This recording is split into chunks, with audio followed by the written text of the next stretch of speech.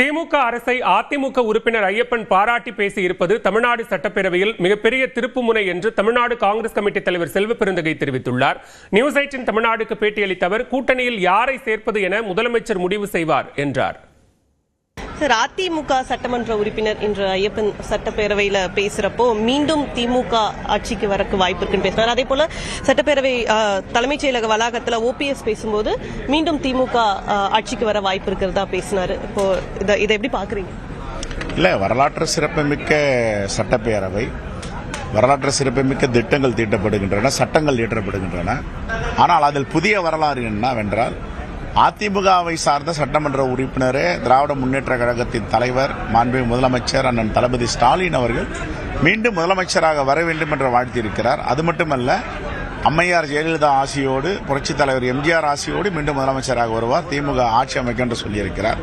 இது பாராட்டுக்குரியது, மகிழ்ச்சிக்குரியது. ஏனென்றால் வந்தாரையும் வாழ வைக்கும் தமிழகம் என்பது போல எல்லோரையும் அரவணைக்கின்ற முதலமைச்சர் இருக்கிறார். அவருடைய பணியை பார்த்து, திட்டங்களை பார்த்து, அர்ப்பணிப்பை பார்த்து எதிர்கட்சிகளும் வர பாராட்டுகின்றன. அதிமுக பாராட்டி இருப்பது வரவேற்கத்தக்கது. OPS இணைவாறு இந்த கூட்டணிக்குள்ளன்ற மாதிரியான தகவல்கள் வருது. அது எந்த அளவுக்கு சாத்தியம் இருக்கு? நீங்க அதை வரவேற்கிறீங்களா? இல்ல, அது மாண்புமிகு முதலமைச்சர் முடிவெடுத்தால் நாங்கள் வரவேற்போம். திமுக காங்கிரஸ் கூட்டணி பல ஆண்டுகள் நிலைத்திருக்கக்கூடிய கூட்டணி என்று திமுக துணை பொதுச் செயலாளர் கனிமொழி தெரிவித்துள்ளார். தூத்துக்குடி விமான நிலையத்தில் செய்தியாளர்களிடம் பேசிய அவர், திமுக காங்கிரஸ் கூட்டணியில் முரண்பாடு எழுந்திருப்பதாக எதிர்க்கட்சிகள் கூறுவது குறித்தும் பதிலளித்தார். அவங்களுடைய கூட்டணியை சரியா வச்சுக்கிட்டாலே போதும். ஏன் மற்றவங்களுடைய எதிர்கட்சிகளோட கூட்டணியை பற்றி அவங்க கவலைப்படுறாங்கன்னு எனக்கு தெரியல. திமுக காங்கிரஸ்க்கான கூட்டணி அப்படிங்கிறது பல ஆண்டுகளாக நிலைத்திருக்கக்கூடிய கூட்டணி. அதனால் அதில் எந்தவித மாறுதலும் வருவதற்கு வாய்ப்பில்லை. மாநில சுயாட்சி இப்போ பேசுகிறாங்க, இதுக்கு முன்னாடி கூட்டணியில் இருக்கிற வரைக்கும் எந்த நடவடிக்கை எடுக்கல அப்படின்னு குற்றச்சாட்டு எதிர்க்கிறது. மாநிலத்தையே கொண்டு போய் அடகு வச்சவர் தான் எதிர்கட்சி தலைவர். அதனால் திமுக இன்னைக்கு நேற்று இல்லை, திமுகவோட அடிப்படை கொள்கையே மாநிலத்தில் சுயாட்சி, மத்தியிலே கூட்டாட்சி என்பது ஒருவேளை அவருக்கு தெரியாம இருக்கலாம். தொடர்ந்து எக்ஸ்பிரஸ் 18 செய்தி தொகுப்புகளை பார்க்கலாம். சென்னை OMR சாலையில் மணல் ஏற்றிச் சென்ற கனரக டாரஸ் லாரி பழுதாகி நின்றதால் கடும் போக்குவரத்து நெரிசல் ஏற்பட்டது. சோழிங்கநல்லூரிலிருந்து சென்னை நோக்கி வந்த லாரி காரப்பாக்கம் அருகே பக்கிங்ஹாம் கால்வாய் மேம்பாலத்தின் மீது திடீரென நின்றது. இதனால் போக்குவரத்து பாதிக்கப்பட்டு சுமார் 2 கிலோமீட்டர் தூரத்திற்கு வாகனங்கள் அணிவகுத்து நின்றன. தகவல் அறிந்து வந்த காவல்துறையினர் கிரேன் மூலம் லாரியை அப்புறப்படுத்தி போக்குவரத்தை சீர் செய்தனர். மக்கள் நீதி மய்யம் கட்சித் தலைவர் கமல்ஹாசன் ஏற்பாட்டில் மதுரையில் சனிக்கிழமை நடைபெறவுள்ள நிகழ்ச்சியில் திமுக கூட்டணி கட்சித் தலைவர்கள் அனைவரும் பங்கேற்கின்றனர். கமல் பண்பாட்டு மையம் சார்பில் மகாத்மா காந்தியின் நினைவு நிகழ்ச்சி ரிமெம்பரிங் பாபுஜி அண்ட் பிரதர்ஸ் என்ற தலைப்பில் காந்தி அருங்காட்சியகத்தில் நடைபெற உள்ளது. இந்த நிகழ்ச்சியில் முதலமைச்சர் மு க ஸ்டாலின், செல்வபெருந்தகை, வைகோ, திருமாவளவன், சண்முகம், ஜவாஹிருல்லா, கொங்கு ஈஸ்வரன், வேல்முருகன் உள்ளிட்டோர் பங்கேற்க உள்ளனர். திமுக தொகுதி பங்கீடு பேச்சுவார்த்தை ஞாயிற்றுக்கிழமை முதல் தொடங்க உள்ள நிலையில் இந்த நிகழ்வு முக்கியத்துவம் வாய்ந்ததாக கருதப்படுகிறது. தேனி மாவட்டம் ஆண்டிப்பட்டி அருகே தனியார் பேருந்து மீது கார் மோதி தலைக்குப்புற கவிழ்ந்து விபத்து ஏற்பட்டது. போடியிலிருந்து மதுரை நோக்கி சென்று கொண்டிருந்த தனியார் பேருந்து பொம்மிநாயக்கன்பட்டியில் எதிரே வந்த கார் மீதும் அங்கிருந்த புளிய மரத்தின் மீதும் மோதி தலைக்குப்புற கவிழ்ந்தது. இதில் பேருந்தில் இருந்த 50க்கும் மேற்பட்டோர் படுகாயமடைந்தனர். அவர்கள் சிகிச்சைக்காக தேனி அரசு மருத்துவக் கல்லூரி மருத்துவமனைக்கு அனுப்பி வைக்கப்பட்டனர். விழுப்புரத்தில் வீட்டின் முன்பக்க கதவை உடைத்து 25 சவரன் நகை, 55,000 ரூபாய் ரொக்கம் கொள்ளையடிக்கப்பட்டுள்ளது. சாலாமேடு பகுதியைச் சேர்ந்த சங்கர் குடும்பத்துடன் கோயிலுக்கு சென்றிருந்த போது கொள்ளை நடந்துள்ளது. சம்பவம் தொடர்பாக தாலுகா காவல் நிலையத்தில் சங்கர் புகார் அளித்த நிலையில் விசாரணை நடத்தப்பட்டு வருகிறது. திருப்பத்தூரில் 15 வயது சிறுமிக்கு பாலியல் தொந்தரவு கொடுத்த 60 வயது முதியவர் போக்சோ சட்டத்தில் கைது செய்யப்பட்டார். சிவராஜ்பேட்டையைச் சேர்ந்த தாமோதரன் என்ற முதியவர் சிறுமிக்கு பாலியல் தொல்லை கொடுத்ததாக பெற்றோர் காவல் நிலையத்தில் புகார் அளித்துள்ளனர். அதனை விசாரித்த காவல்துறையினர் முதியவரை போக்சோ சட்டத்தில் கைது செய்து வேலூர் மத்திய சிறையில் அடைத்தனர். பணி நிரந்தரம் செய்ய கோரியும் அடிப்படை வசதிகள் கேட்டும் கிருஷ்ணகிரியில் தமிழ்நாடு நுகர்பொருள் வாணிபக் கழக கிடங்கு முன்பு சுமை தூக்கும் தொழிலாளர்கள் போராட்டத்தில் ஈடுபட்டனர். தமிழ்நாடு நுகர்பொருள் வாணிபக் கழக கிடங்கு முன்பு சுமை தூக்குவோரின் மாநில பாதுகாப்பு சங்கத்தின் சார்பாக மாநிலம் முழுவதும் போராட்டம் நடைபெற்று வருகிறது. அந்த வகையில் தருமபுரியிலும் 150க்கும் மேற்பட்ட தொழிலாளர்கள் மாவட்ட நுகர்பொருள் வாணிபக் கழக மண்டல அலுவலகத்து முன்பு கண்டன ஆர்ப்பாட்டத்தில் ஈடுபட்டனர்.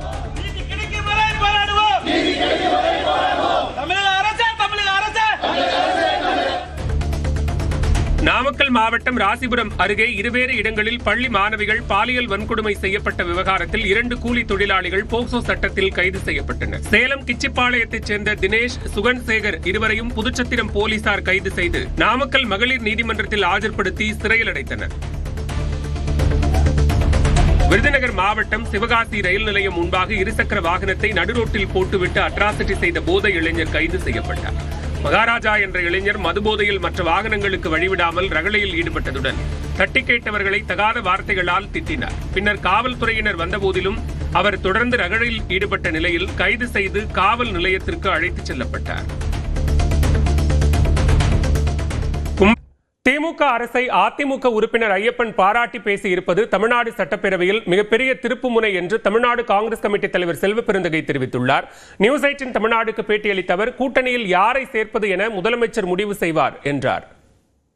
சார், அதிமுக சட்டமன்ற உறுப்பினர் இன்று ஐயப்பன் சட்டப்பேரவையில் பேசுறப்போ மீண்டும் திமுக ஆட்சிக்கு வரக்கு வாய்ப்பு இருக்குன்னு பேசினார். அதே போல சட்டப்பேரவை தலைமைச் செயலக வளாகத்தில் OPS பேசும்போது மீண்டும் திமுக ஆட்சிக்கு வர வாய்ப்பு இருக்கிறதா பேசினார். இப்போ இதை எப்படி பாக்குறீங்க?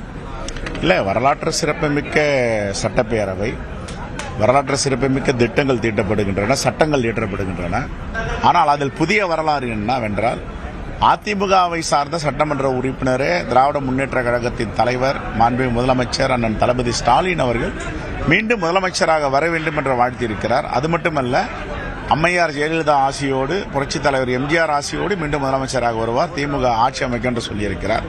இது பாராட்டுக்குரியது, மகிழ்ச்சிக்குரியது. ஏனென்றால் வந்தாரையும் வாழ வைக்கும் தமிழகம் என்பது போல எல்லோரையும் அரவணைக்கின்ற முதலமைச்சர் இருக்கிறார். அவருடைய பணியை பார்த்து, திட்டங்களை பார்த்து, அர்ப்பணிப்பை பார்த்து எதிர்க்கட்சிகளும் வர பாராட்டுகின்றன. அதிமுக பாராட்டி இருப்பது வரவேற்கத்தக்கது. OPS இணைவாறு இந்த கூட்டணிக்குள்ளன்ற மாதிரியான தகவல்கள் வருது. அது எந்த அளவுக்கு சாத்தியம் இருக்கு? நீங்க அதை வரவேற்கிறீங்களா? இல்ல, அது மாண்புமிகு முதலமைச்சர் முடிவெடுத்தால் நாங்கள் வரவேற்போம். திமுக காங்கிரஸ் கூட்டணி பல ஆண்டுகள் நிலைத்திருக்கக்கூடிய கூட்டணி என்று திமுக துணை பொதுச் செயலாளர் கனிமொழி தெரிவித்துள்ளார். தூத்துக்குடி விமான நிலையத்தில் செய்தியாளர்களிடம் பேசிய அவர், திமுக காங்கிரஸ் கூட்டணியில் முரண்பாடு எழுந்திருப்பதாக எதிர்க்கட்சிகள் கூறுவது குறித்தும் பதிலளித்தார். அவங்களுடைய கூட்டணியை சரியா வச்சுக்கிட்டாலே போதும். ஏன் மற்றவங்களுடைய எதிர்கட்சிகளோட கூட்டணியை பற்றி அவங்க கவலைப்படுறாங்கன்னு எனக்கு தெரியல. திமுக காங்கிரஸ்க்கான கூட்டணி அப்படிங்கிறது பல ஆண்டுகளாக நிலைத்திருக்கக்கூடிய கூட்டணி. அதனால அதில் எந்தவித மாறுதலும் வருவதற்கு வாய்ப்பில்லை. மாநில சுயாட்சி குறித்து இப்போ பேசுறாங்க. இதுக்கு முன்னாடி கூட்டணியில் இருக்கும்போது வரைக்கும் எந்த நடவடிக்கை எடுக்கல அப்படின்னு குற்றச்சாட்டு எதிர்ப்பு. மாநிலத்தையே கொண்டு போய் அடகு வச்சவர் தான் எதிர்கட்சி தலைவர். அதனால திமுக இன்னைக்கு நேற்று இல்லை, திமுகவோட அடிப்படை கொள்கையே மாநிலத்தில் சுயாட்சி, மத்தியிலே கூட்டாட்சி என்பது ஒருவேளை அவருக்கு தெரியாம இருக்கலாம். தொடர்ந்து எக்ஸ்பிரஸ் 18 செய்தி தொகுப்புகளை பார்க்கலாம். சென்னை OMR சாலையில் மணல் ஏற்றிச் சென்ற கனரக டாரஸ் லாரி பழுதாகி நின்றதால் கடும் போக்குவரத்து நெரிசல் ஏற்பட்டது.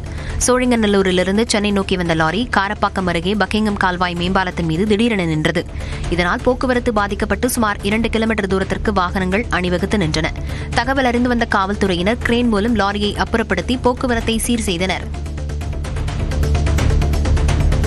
மக்கள் நீதி மய்யம் கட்சித் தலைவர் கமல்ஹாசன் ஏற்பாட்டில் மதுரையில் சனிக்கிழமை நடைபெறவுள்ள நிகழ்ச்சியில் திமுக கூட்டணி கட்சித் தலைவர்கள் அனைவரும் பங்கேற்கின்றனர். கமல் பண்பாட்டு மையம் சார்பில் மகாத்மா காந்தியின் நினைவு நிகழ்ச்சி ரிமெம்பரிங் பாபுஜி அண்ட் பிரதர்ஸ் என்ற தலைப்பில் காந்தி அருங்காட்சியகத்தில் நடைபெற உள்ளது.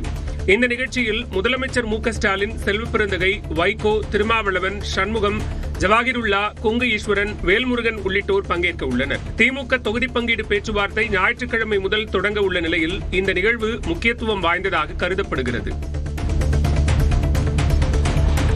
தேனி மாவட்டம் ஆண்டிப்பட்டி அருகே தனியார் பேருந்து மீது கார் மோதி தலைக்குப்புற கவிழ்ந்து விபத்து ஏற்பட்டது. போடியில் இருந்து மதுரை நோக்கி சென்று கொண்டிருந்த தனியார் பேருந்து பொம்மிநாயக்கன் பட்டியில் எதிரே வந்த கார் மீதும் அங்கிருந்த புளிய மரத்தின் மீதும் மோதி தலைக்குப்புற கவிழ்ந்தது. இதில் பேருந்தில் இருந்த 50க்கும் மேற்பட்டோர் படுகாயமடைந்தனர். அவர்கள் சிகிச்சைக்காக தேனி அரசு மருத்துவக் கல்லூரி மருத்துவமனைக்கு அனுப்பி வைக்கப்பட்டனர். விழுப்புரத்தில் வீட்டின் முன்பக்க கதவை உடைத்து 25 சவரன் நகை 55,000 ரூபாய் ரொக்கம் கொள்ளையடிக்கப்பட்டுள்ளது. சாலாமேடு பகுதியைச் சேர்ந்த சங்கர் குடும்பத்துடன் கோயிலுக்கு சென்றிருந்த போது கொள்ளை நடந்துள்ளது. சம்பவம் தொடர்பாக தாலுகா காவல் நிலையத்தில் சங்கர் புகார் அளித்த நிலையில் விசாரணை நடத்தப்பட்டு வருகிறது. திருப்பத்தூரில் 15 வயது சிறுமிக்கு பாலியல் தொந்தரவு கொடுத்த 60 வயது முதியவர் போக்சோ சட்டத்தில் கைது செய்யப்பட்டார். சிவராஜ்பேட்டையைச் சேர்ந்த தாமோதரன் என்ற முதியவர் சிறுமிக்கு பாலியல் தொல்லை கொடுத்ததாக பெற்றோர் காவல் நிலையத்தில் புகார் அளித்துள்ளனர். அதனை விசாரித்த காவல்துறையினர் முதியவரை போக்சோ சட்டத்தில் கைது செய்து வேலூர் மத்திய சிறையில் அடைத்தனர். பணி நிரந்தரம் செய்ய கோரியும் அடிப்படை வசதிகள் கேட்டும் கிருஷ்ணகிரியில் தமிழ்நாடு நுகர்பொருள் வாணிபக் கழக கிடங்கு முன்பு சுமை தூக்கும் தொழிலாளர்கள் போராட்டத்தில் ஈடுபட்டனர். தமிழ்நாடு நுகர்பொருள் வாணிபக் கழக கிடங்கு முன்பு சுமை தூக்குவோரின் மாநில பாதுகாப்பு சங்கத்தின் சார்பாக மாநிலம் முழுவதும் போராட்டம் நடைபெற்று வருகிறது. அந்த வகையில் தருமபுரியிலும் 150க்கும் மேற்பட்ட தொழிலாளர்கள் மாவட்ட நுகர்பொருள் வாணிபக் கழக மண்டல அலுவலகத்து முன்பு கண்டன ஆர்ப்பாட்டத்தில் ஈடுபட்டனர்.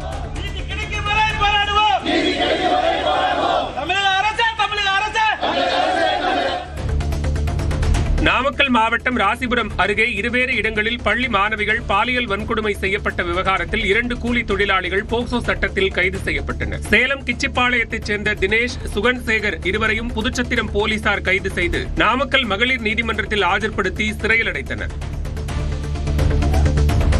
விருதுநகர் மாவட்டம் சிவகாசி ரயில் நிலையம் முன்பாக இருசக்கர வாகனத்தை நடுரோட்டில் போட்டுவிட்டு அட்ராசிட்டி செய்த போதை இளைஞர் கைது செய்யப்பட்டார்.